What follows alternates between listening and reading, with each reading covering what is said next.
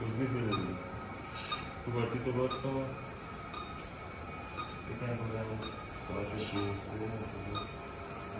عالی کم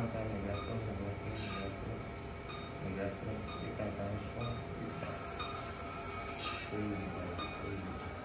دوباره باز کن.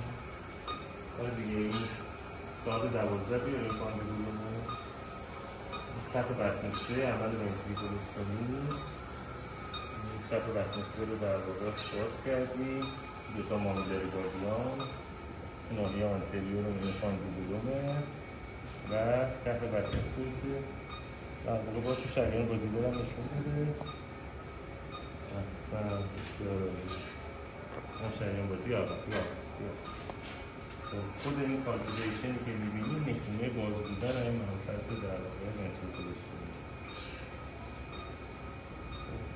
یه بار دیگه انتا گفت کنی زحمت کشیده رابطه کاربرد این موضوع داری فیلم میگیری هنوز؟ درسته یه بار دیگه بودم یکم این دفعه کار کن بکنم بله خیلی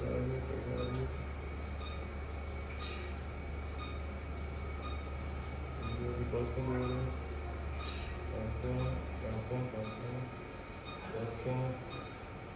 سفر هم نشون دیگه مرسی خیلی عالی.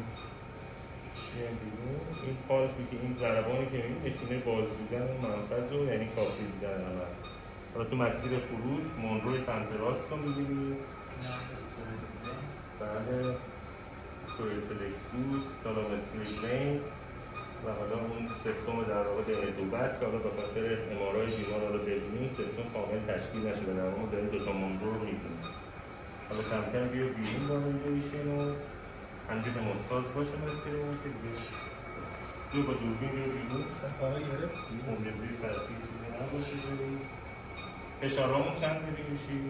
الان 11 رو 7 ما عملمون رو به اسم آمد. این ژلفون داریم؟